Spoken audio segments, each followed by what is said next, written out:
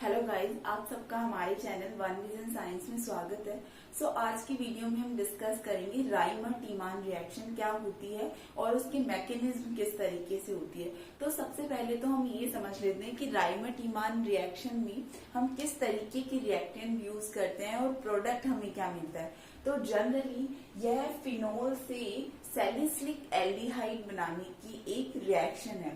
तो इसमें क्या होता है कि हम फिनोल को एज ए रिएक्टेंट लेते हैं और हमें क्या मिलता है, ऑर्थो हाइड्रोक्सी बेंजेल्डिहाइड मिलता है। मतलब फिनोल से फिनोलिक एल्डिहाइड तो मिलता है, लेकिन हमें ऑर्थो और पेरा में से ऑर्थो मेजर मिलता है या अधिक मात्रा में मिलता है। जनरली हमने पिछले वीडियो में डिस्कस किया था कि हमारी गाटरमान सिंथेसिस रिएक्शन होती क्या है। उसमें हमने पेरा हाइड्रोक्सी बेंजेल्डिहाइड अधिक मात्रा में बनाया था और ये वाली जो रिएक्शन है उसमें ऑर्थो हाइड्रोक्सी बेंजेल्डिहाइड अधिक मात्रा में बनता है। और दोनों ही रिएक्शंस क्या होती है, फिनोल से फिनोलिक एल्डिहाइड बनाने की रिएक्शंस होती है। तो इसमें जनरली होता क्या है कि हम फिनोल लेते हैं और फिनोल के साथ इसकी रिएक्शन क्लोरोफॉर्म और बेस के साथ करवाते हैं। बेस आप कोई सा भी ले सकते हो, NaOH, KOH, ये एज ए बेस काम करता है ना, और इसका क्लोरोफॉर्म और इसका सॉल्यूशन बना लेता है। तो हम जनरली फिनोल की रिएक्शन किससे करवाते हैं, क्लोरोफॉर्म और बेस के साथ करवाते हैं ऑन 60 डिग्री टेम्परेचर। तो हमें क्या मिलता है, ये वाला फिनॉक्सी एल्डिहाइड मिलता है, जिसमें यहाँ पे फिनॉल किसमें कन्वर्ट हो गया है, फिनॉक्सी ग्रुप में कन्वर्ट हो गया है। अब जब इस वाली ग्रुप का हम क्या करते हैं, जल अपघटन करवाते हैं, H3O प्लस के साथ इसकी रिएक्शन करवाते हैं, तो ये किसमें कन्वर्ट हो जाता है, बेंजेल्डिहाइड हाइड्रोक्सी बेंजेल्डिहाइड में कन्वर्ट हो जाता है। जनरली होता क्या है कि दोनों हमें मिलते हैं, ऑर्थो बेंजेल्डिहाइड भी मिलता है और पेरा हाइड्रोक्सी बेंजेल्डिहाइड भी मिलता है, लेकिन ऑर्थो और पेरा में से जो ऑर्थो होता है वो अधिक मात्रा में मिलता है। जैसे सिंपली जल अपघटन करवाने पर जो ये फिनॉक्सी ग्रुप है वो किस में कन्वर्ट हो गया है, फिनॉल में कन्वर्ट हो गया है। और जो हमारा CHO है ये तो ऑर्थो ग्रुप है और इसके साथ एक यहाँ पे क्या बनता है, एक पेरा भी बनता है, लेकिन जो ऑर्थो होता है वो अधिक मात्रा में या हाई अमाउंट में बनता है। इस वजह से ये मेन प्रोडक्ट क्या बनता है हमारा, ऑर्थो हाइड्रोक्सी बेंजेल्डिहाइड है वो मेन प्रोडक्ट के रूप में बनता है। और पेरा बनता है लेकिन बहुत कम मात्रा में बनता है, इसलिए हम उसको आसवन के द्वारा या डिस्टिलेशन के द्वारा अलग कर लेते हैं। मेनली जो ये रिएक्शन है वो क्या बनाने की है, ऑर्थो हाइड्रोक्सी बेंजेल्डिहाइड बनाने की है। ऑर्थो हाइड्रोक्सी बेंजेल्डिहाइड बनाने की रिएक्शन है। इसमें ऑर्थो के साथ पेरा ग्रुप भी बनता है, लेकिन पेरा पोजीशन पे भी एल्डिहाइड आता है, लेकिन बहुत कम मात्रा में पेरा पोजीशन पे क्या आता है, एल्डिहाइड आता है। तो ये पेरा हाइड्रोक्सी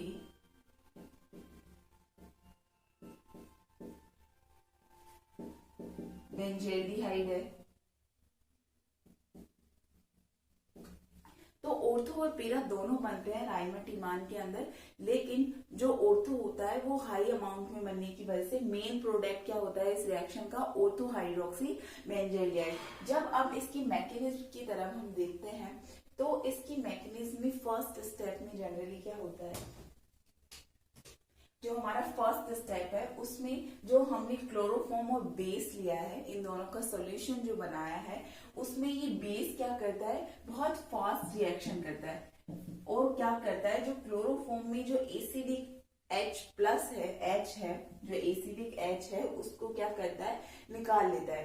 बेस का काम ही होता है कि एसिडिक हाइड्रोजन को लेके जाना या प्लस हाइड्रोजन को लेके जाना। तो ये जो H प्लस है, H प्लस के रूप में क्लोरोफॉर्म से H को निकाल लेता है, ये OH माइनस बेस का, और H2O वाटर मॉलिक्यूल रिलीज करता है। इसके साथ जैसे ही क्लोरोफॉर्म से H निकलता है तो ये H प्लस के रूप में जाता है, और प्लस के रूप में जाने से होता क्या है, ये बॉन्ड के दोनों इलेक्ट्रॉन्स को कार्बन को दे जाता है। तो दोनों इलेक्ट्रॉन्स इसके पास रह गए और साथ ही क्या हो गया, इसके ऊपर नेगेटिव चार्ज रहता है, क्योंकि अब दोनों इलेक्ट्रॉन कार्बन को देके जाने की वजह से क्या हो जाता है, उस पे नेगेटिव चार्ज आ जाता है और हमारे पास क्या बनता है, ट्राइक्लोरोकार्ब एनाइन स्पीसीज बनती है। ट्राइक्लोरो कार्ब एनाइन स्पीसीज बनती है। जिसमें कार्ब एनाइन क्यों कह रहे हैं हम, क्योंकि इस पे कार्बन के ऊपर क्या है, नेगेटिव चार्ज है और ट्राइक्लोरो 3 क्लोरीन जुड़े हुए हैं। तो ट्राइक्लोरो कार्ब एनाइन स्पीसीज हमारे पास बनती है जब ये क्लोरोफॉर्म से हाइड्रोजन को बेस निकाल लेता है। तो जो ये ट्राइक्लोरो कार्ब एनाइन स्पीसीज बनी, उसमें से 3 क्लोरीन में से एक क्लोरीन क्या करता है, ये माइनस कार्बन के ऊपर जो माइनस चार्ज है उसको ले जाता है, मतलब अपनी इस कार्बन और क्लोरीन के बीच के जो बॉन्ड के इलेक्ट्रॉन्स है उसको क्लोरीन लेके चला जाता है, क्योंकि क्लोरीन की क्या है, इलेक्ट्रोनेगेटिविटी ज्यादा है। तो बॉन्ड के दोनों इलेक्ट्रॉन्स को क्लोरीन ले जाएगा, तो क्लोरीन पे क्या आ जाएगा, माइनस चार्ज। और जो स्पीसीज हमारे पास बचेगी वो क्या होगी, डाइक्लोरो कार्बिन। इस वाली स्पीसीज को हम क्या बोलते हैं, डाइक्लोरो कार्बिन। तो अब हमारे पास ये क्या बन गई, कार्बिन एज ए इंटरमीडिएट बन गया और ये बहुत रिएक्टिव स्पीसीज होती है कार्बिन, और क्लोराइड माइनस आयन के रूप में निकल गया। अब जो ये कार्बिन जो हमारे पास बना, डाइक्लोरो कार्बिन, ये रिएक्टिव स्पीसीज होती है। तो ये किस पे अटैक करती है, फिनॉल पे अटैक करती है। लेकिन फिनॉल पे ये किस तरीके से अटैक करती है, इलेक्ट्रॉन स्नेही तरीके से करेगी या नाभिक स्नेही, इलेक्ट्रॉन स्नेही तरीके से कब करेगी, जब इसके पास खुद के पास इलेक्ट्रॉनों की कमी होगी। और नाभिक स्नेही तरीके से कब करेगी, जब इसके पास इलेक्ट्रॉनों की अधिकता होगी। और डाइक्लोरो जो कार्बिन होती है वो कैसे बिहेव करती है, लुईस एसिड की तरह बिहेव करती है, क्योंकि उसके पास खुद के पास इलेक्ट्रॉनों की क्या होती है, कमी होती है। अब आप देखोगे कि इसके पास तो लॉन पेयर है, तो आप कमी किस तरीके से बता रहे हो, तो कमी इस तरीके से है क्योंकि भले इसके पास 2 अयुग्मित इलेक्ट्रॉन उपस्थित हो, लेकिन जो कार्बन है उसका ऑक्टेट क्या है, इनकम्प्लीट है। इनकम्प्लीट होने का मतलब क्या है कि इस कार्बन की अगर देखो तो 2 तो इसके पास अयुग्मित इलेक्ट्रॉन है, एक क्लोरीन के साथ बॉन्ड बना रखा है और एक दूसरे क्लोरीन के साथ। तो इस बॉन्ड के पास 2 इलेक्ट्रॉन है, इस बॉन्ड के पास 2 इलेक्ट्रॉन है। तो कार्बन के वैलेंस शेल में कितने इलेक्ट्रॉन हुए टोटल, 2, 2 4 और 2 6, तो 6 इलेक्ट्रॉन ही है। और किसी भी मेन ग्रुप के इस कंपाउंड के ऑक्टेट को कंप्लीट करने के बाद ही वो क्या होता है, स्टेबल कॉन्फ़िगरेशन में कन्वर्ट होता है। तो इस कार्बन की स्टेबल विन्यास में चेंज होने के लिए क्या चाहिए, 2 इलेक्ट्रॉन चाहिए। तो ये कैसी प्रॉपर्टी रखता है कि 2 इलेक्ट्रॉन मैं ले लूं और स्टेबल हो जाऊं। तो इस तरीके से ये कैसी स्पीसीज है, इलेक्ट्रॉन स्नेही स्पीसीज है, ये से इलेक्ट्रॉन्स चाहिए। तो इस तरीके से इलेक्ट्रॉन स्नेही के रूप में कहाँ अटैक करती है, फिनॉल पे अटैक करती है। अब फिनॉल पे इलेक्ट्रॉन स्नेही की तरह क्यों अटैक करेगी, क्योंकि फिनॉल में क्या है, 6 पाई डीलोकलाइज्ड इलेक्ट्रॉन है, मतलब ये बेंजीन के जो 6 पाई इलेक्ट्रॉन है वो वलय में क्या होते हैं, घूमते रहते हैं। और अब जो हमारा बेस हमने रिएक्शन के अंदर लिया था वो क्या करता है, इस फिनॉल को फिनॉक्साइड आयन में चेंज कर देता है। फिनॉक्साइड आयन में क्या कि जो ये फिनॉल के साथ O के साथ हाइड्रोजन लगा हुआ है, वो हाइड्रोजन के दोनों इलेक्ट्रॉन भी ऑक्सीजन लेके O माइनस में कन्वर्ट हो जाता है। पहले ऑक्सीजन के पास क्या थे, 2 लॉन पेयर्स थे, अब एक और बॉन्ड के दोनों इलेक्ट्रॉन आने की वजह से 6 इलेक्ट्रॉन हो गए और इसके ऊपर क्या हो गया, नेगेटिव चार्ज हो गया। तो नेगेटिव चार्ज होने से अब क्या होगा, इस जो ये फिनॉक्साइड हमारा ग्रुप बना उसके अंदर कॉन्जुगेशन होने लग जाता है या संयुग्मन होने लग जाता है। इसमें भी होता है, फिनॉल में भी संयुग्मन होता है, रेजोनेंस होता है, लेकिन इन दोनों के कंपैरिजन में इसमें ज्यादा होता है क्योंकि इसमें ऑक्सीजन पे क्या नहीं आता, पॉजिटिव चार्ज नहीं आता। तो ये स्टेबल स्पीसीज होती है।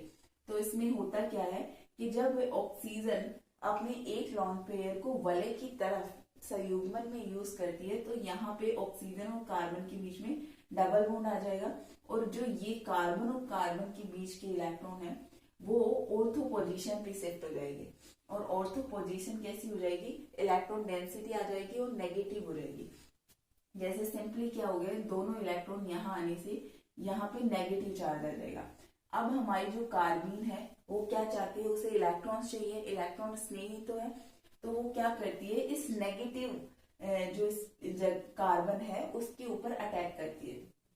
तो इस ऑक्सीजन और कार्बन के बीच डबल बॉन्ड आ गया और यहाँ पे नेगेटिव होने की वजह से हमारी इस डाइक्लोरोकार्बन ने अटैक कर लिया। जैसे ही डाइक्लोरोकार्बन अटैक करेगा, इस कार्बन पे क्या आ जाएगा, माइनस चार्ज आ जाएगा। सिंपली इस तरीके की स्पीसीज वापस बन जाएगी जिसमें कार्बन के साथ कितने बॉन्ड जुड़े हुए हैं, 3 बॉन्ड, 2 तो क्लोरीन के साथ और 1 कार्बन के साथ। तो इस पे क्या आ गया, नेगेटिव चार्ज वापस आ गया। और पहले से इस कार्बन के पास क्या था, एक हाइड्रोजन पहले से था। तो जैसे ही नेगेटिव चार्ज आएगा, ये क्या करता है, ये CH बॉन्ड के इलेक्ट्रॉन इन दोनों कार्बन कार्बन्स के बीच में देके चला जाता है और H प्लस के रूप में रिलीज हो जाएगा। H प्लस के रूप में रिलीज होने के बाद भी इस कार्बन पे तो नेगेटिव चार्ज बना हुआ है ना, पर यहाँ पे क्या हो गया, डबल बॉन्ड आ गया। और जैसे ही डबल बॉन्ड आएगा, ये C और O बॉन्ड के इलेक्ट्रॉन्स क्या हो जाएंगे, फिर से टूट के ये ऑक्सीजन पे चले जाएंगे और हमारे पास फिनॉक्साइड आयन फिर से बन जाएगा।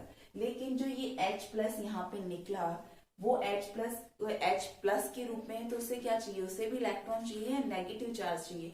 तो ये कार्बन के साथ क्या हो जाता है, जाके जुड़ जाता है और सिंपली ये क्या हो गया, ये कार्बन के साथ जाके यहां से निकला हुआ H प्लस इस वाले नेगेटिव कार्बन के साथ जाके जुड़ जाता है। अब ये वाली जो स्पीसीज हमें मिली, उसमें ये क्लोरीन क्या करता है, अपने बॉन्ड के दोनों इलेक्ट्रॉन्स लेके Cl क्लोराइड माइनस के रूप में निकल जाता है। और जैसे ही क्लोराइड माइनस के रूप में निकलेगा, इस वाले कार्बन पे क्या आ जाता है, पॉजिटिव चार्ज आ जाता है।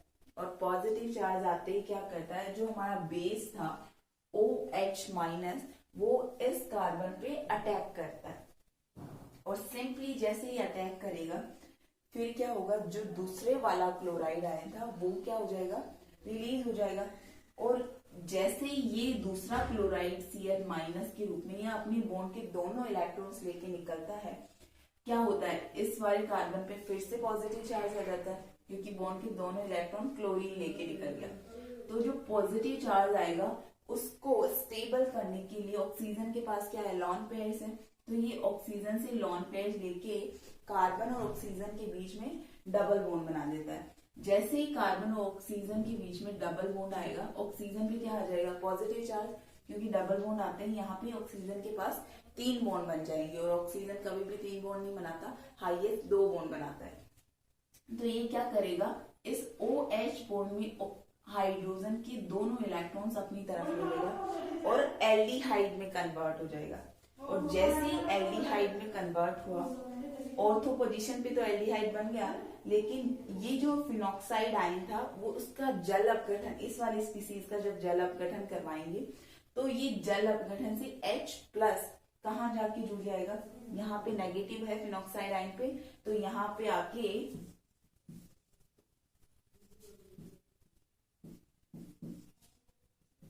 H प्लस जुड़ जाएगा। तो जो स्पीसीज हमारे पास मिली वो क्या है, ऑर्थो हाइड्रोक्सी बेंजोएल्डिहाइड या salicyl aldehyde.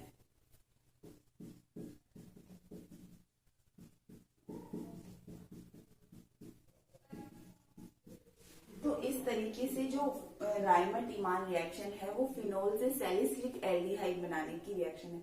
So thank you guys for watching.